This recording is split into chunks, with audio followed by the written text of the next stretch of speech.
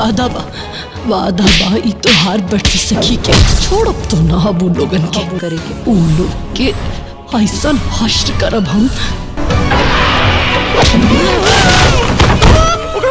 सवारी आवेला ऐसा उ लोग तोहरा साथे कैले बाड़े। लड़का होखी ना तबे पैदा करे के बा ना तो जाके गिरवा दा। सखी 5 लाख रुपया दे के हमार बच्चिया की जान बचाला। हम तो बेटा का बियाह करके फौज हो गई हो। देखत ना बाड़ू कौना रंग के बाड़ी। लड़का के घर वालन के दहेज के बहुत मांग बा। रवा दहेज की चिंता मत करी, हम बानी ना, चाहे दुनिया इधर हो के चाहे उधर, दोनों के खाली शरीरे दूगो बा, जान एक के बा। जन तोहर झुमको बा ना एकरा के श्वेता के दे दा। ई हमार सखी की निशानी बाटे। हमार बच्ची की दे दी, हमार बच्ची की दे दी। हमके सखी के पति से बियाह करे के बा। जेकर हत्या भइल रहे अब तोहनी के ना छोड़। अपनी बहू बेटियों को बचा कर रखना चाहते हो तो समाज में ये दहेज प्रथा जो कि महामारी से भी बदतर है उसे खत्म करना होगा। सब स्वाहा, स्वाहा, स्वाहा।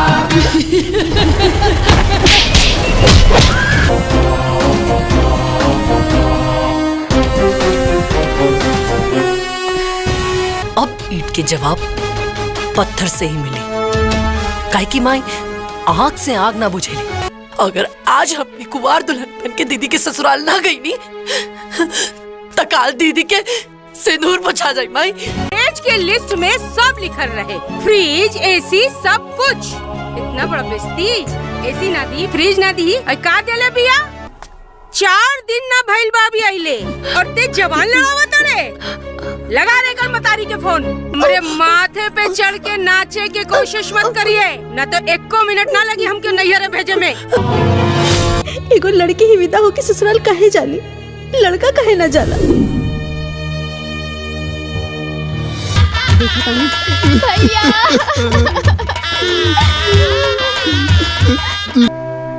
लेकिन तोहरा की पत्नी की दर्जा तो के ससुराल में ही मिली।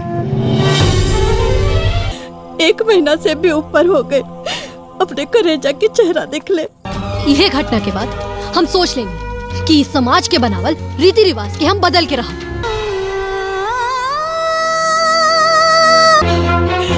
अरे हमरा सामने मगरमच्छ के आंसू बहा रहल बाड़ू, लेकिन तो हर समाज और नियम के बगावत के चक्कर में होकर जान चल गई। अम्मा जी जाए दे, कुछ दिन रही खुदे चल जाए। चल छोड़ मैं, चल तू चल। हमें का तो चेहरा बिना देखे के चाहली। भगवान न करे जेठ जी के कभी कुछ हो जाए तो का तू ही घर छोड़ दे पू। डॉक्टर साहब काबुल में हमरा देवरानी के। बधाई हो, आपकी देवरानी माँ बनने वाली हैं। का रवा सच बोला तानी? डिलीवरी सफल हुआ है, लड़का पैदा हुआ है और जच्चा और बच्चा दोनों स्वस्थ हैं। आगे हमरे खानदान के चिराग। एक आँख ना एकदम वीर जैसन बा। शांत हो जा गुड़िया, ऐसन कुछ ना होई। हाँ हम तोहरा के बताए कि ससुराल में कैसन रहल जाला। चल का भइल चाचा चाची, अबले पुजवा घर ना आई का? बता कहाँ गई हमारी बेटी नहीं था। तू लोग जैसन कुछ दहेज के लालची लोगन के वजह से दू हसत खेलत परिवार बर्बाद हो जाला। दहेज के पैसा देत देत कर्जा में डूब जाले और कुछ तो इतना परेशान हो जाले कि क्या आत्महत्या तक कर ले। थोड़ा इज्जत सम्मान और प्यार के साथ बेटी ले लो।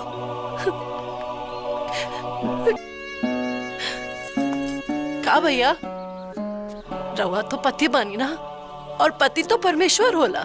हम इंसान है, कोनो भगवान ना। भगवान भी एक गलती माफ कर देले, हमरा के माफ कर दे बेटी। ई का कर रहल बानी माँ जी? रवा बड़ है। बड़ हम ना, बड़ तो तू बड़ू।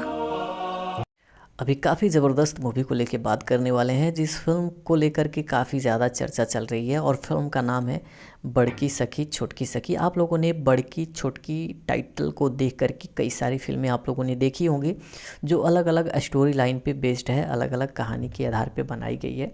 जैसे कि आप लोगों ने बड़की दीदी देखी होगी, छोटकी दीदी, बड़की दीदी देखी होगी, बड़की दीदी देखी होगी। इस तरह से इस फिल्म का टाइटल है बड़की सखी छोटकी सखी, जो फ्रेंड मतलब होता है फ्रेंड। इस फिल्म में स्टार कास्ट में आपको यामिनी सिंह, काजल यादव, अयाज खान, माया यादव, विद्या सिंह, गोपाल चौहान, अनूप अरोरा, अयाज खान, ये सभी कलाकारों ने काम किया है। रिंकू आयुषी भी इस फिल्म में है, जो काजल यादव की माँ का किरदार कर रही हैं। और ये दोनों यामिनी सिंह, काजल यादव एक बहुत ही मतलब क्लोज्ड फ्रेंड हैं, सखी हैं।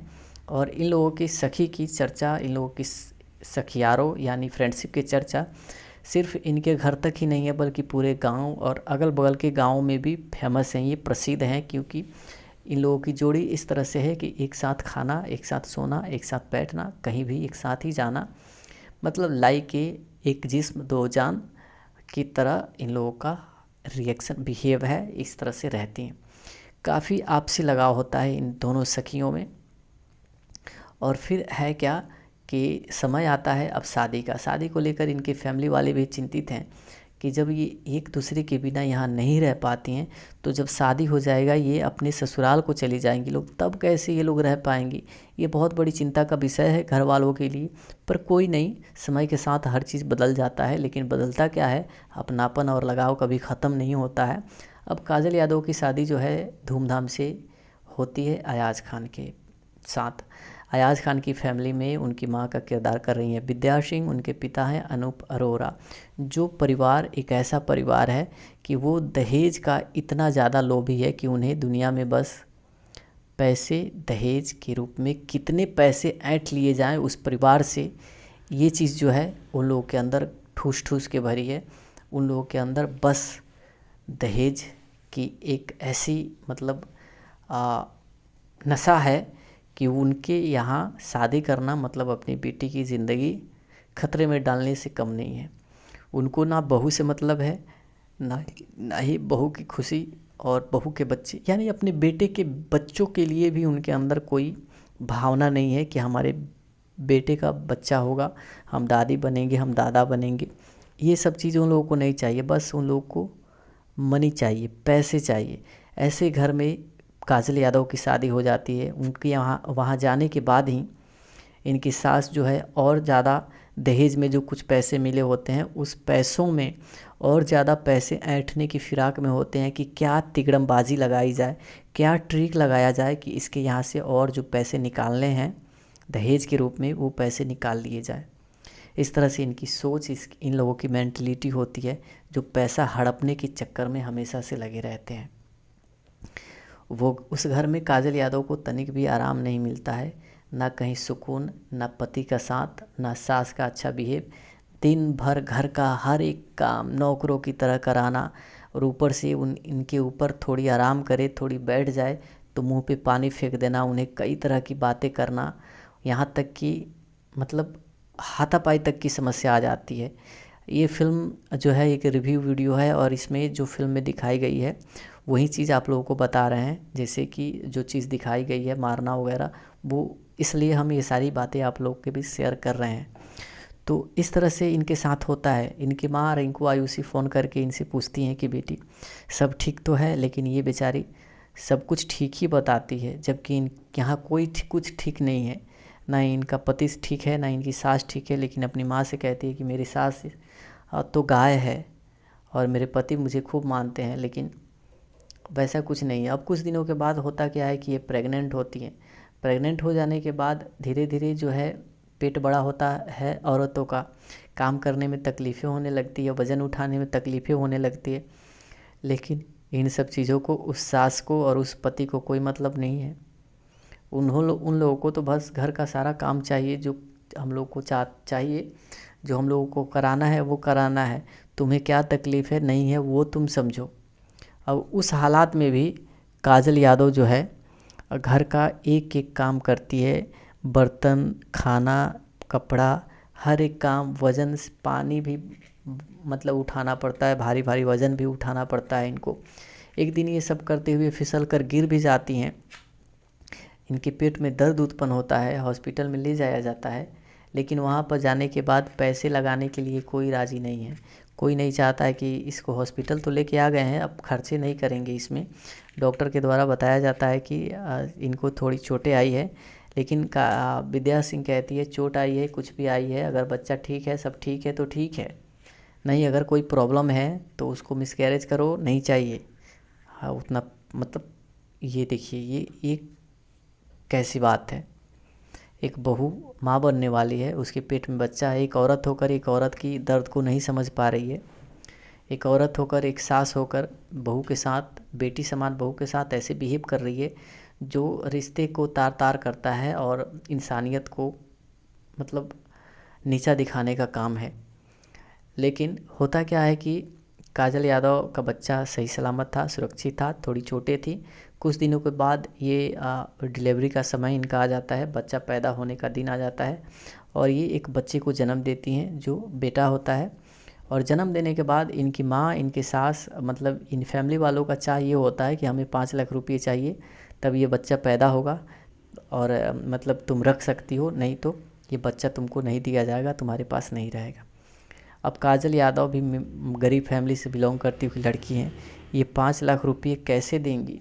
अयाज खान भी इसमें सम्मिलित हैं, वो जबकि उनके वो पति हैं। इनको सोचना चाहिए कि हमारा औलाद है, ये हमारी पत्नी है, लेकिन उनको भी इससे कोई मतलब नहीं है। उनको भी चाहिए 5 लाख रुपये, जो माँ कहती है वो करते हैं। 5 लाख रुपये इनको भी चाहिए। अब है क्या कि 5 लाख रुपये कोई दे कहाँ से सकता है? तब ये बच्चे को लेकर के, जन्म होने के बाद बच्चे को लेकर के भाग रहे होते हैं, जा रहे होते हैं।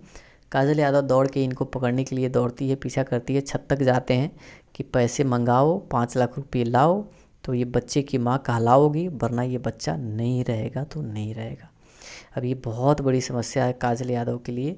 जो काजल यादव पैसे कहाँ से ला के दे सकती हैं, तो इन्होंने मतलब देखा कि अब हम मतलब करें तो क्या करें, तो इन्होंने अपनी सखी के पास मैसेज करा कि अब 5 लाख रुपए देकर मेरे बच्चे को बचा लो, वरना मेरा बच्चा नहीं रहेगा। अब ये सब मैसेज कर दिया, यामिनी सिंह जस्ट थोड़ी ना देख लेंगी। मैसेज किया गया और फिर बच्चे को मतलब खींची करने में, छीना करने में काजल यादव को अयाज खान ज़ोर से धक्का देते हैं, ये गिर जाती हैं और फिर इनकी मतलब जो है कहानी ख़त्म हो जाती है। ये चल बसती हैं और अभी भी इनके अंदर जान बाकी है, लेकिन उस जान को अब पूरी तरह से ख़त्म करने में इन लोगों ने कोई कसर नहीं छोड़ी। उनको पूरी तरह से मतलब झुलसा दिया अपनी तरीक़ों से। अब होता क्या है, जब ये खबर यामिनी सिंह उनके फैमिली वालों तक पहुंचती है तो पूरा मातम छा जाता है। लेकिन यामिनी सिंह एक ऐसी सहेली थी कि वो सभी चीज़ों के बारे में पता करी, पूरी फैमिली के राज जाने, क्या है क्या नहीं था, क्या हो रहा था इनके साथ, कैसी फैमिली थी ये। जानने के बाद इन्होंने भी प्रण लिया कि मैं जब तक उस फैमिली से अपने सखी के साथ हुए कारनामों का एक एक मतलब कारनामे का हिसाब नहीं ले लेती, तब तक मैं चुप नहीं रहूँगी। और उन्होंने फिर ये निर्णय पे पहुँची कि उन्होंने फिर से दहेज दे करके अयाज खान से शादी करने की बात करी। घर वाले भी चुप थे कि अब जो होगा सो होगा, अब जो होगा जो देखा जाएगा। यामिनी सिंह ने अयाज खान से फिर शादी की, उस बच्चे को गोद में ली, माँ बनी और गोद में लिए ही उस अयाज खान से फिर से शादी करी और उनके घर की दुल्हन बन के गई। लेकिन उनका मकसद उस घर का दुल्हन बनना नहीं और अयाज खान का पति बनना नहीं था। उनका मकसद था उन लोगों से चुन चुन कर एक एक करने का, हिसाब लेने का। और फिर यहाँ से गेम चेंज होता है फिल्म का। और यहाँ से यामिनी सिंह जो है, उन लोगों ने जिस तरह से काजल यादव के साथ किया था वो सभी चीज़ों को अंजाम दी और इन लोगों को भी ठिकाने लगाया। हालांकि फिल्म पूरी डिपेंड करती है दहेज के ऊपर, दहेज प्रथा के ऊपर। मेकर्स ने ये फिल्म बनाकर समाज को एक आईना दिखाने का प्रयास किया है, जिससे लोगों को समझ में आए कि दहेज क्या चीज़ है, कितनी बुरी चीज़ है। और इस घटना का शिकार, इस तरह दहेज प्रथा का शिकार आए दिन कोई ना कोई, किसी न किसी की बेटी होती आ रही है। यामिनी सिंह ने ये बात भी कही कि अगर बहू बेटियों को सही रखना है, सलामत रखना है, तो हमारे समाज से ये दहेज प्रथा की जो कड़ी है, जो मतलब प्रचलन है, इसे ख़त्म करना पड़ेगा। फिर क्या था, इस प्रचलन को ख़त्म करने की बात कहना मतलब समाज को आईना दिखाने का काम मेकर्स ने किया है। फिल्म की स्टोरी को काफ़ी ज़बरदस्त बनाई गई है। अभी तक भोजपुरी की बहुत सारी आप लोगों ने फिल्म देखी होंगी जो कि फिल्म दहेज प्रथा से रिलेटेड होगी, लेकिन इस फिल्म को जो है पूरी तरह से अलग टाइप की स्टोरी लाइन पे बनाई गई है।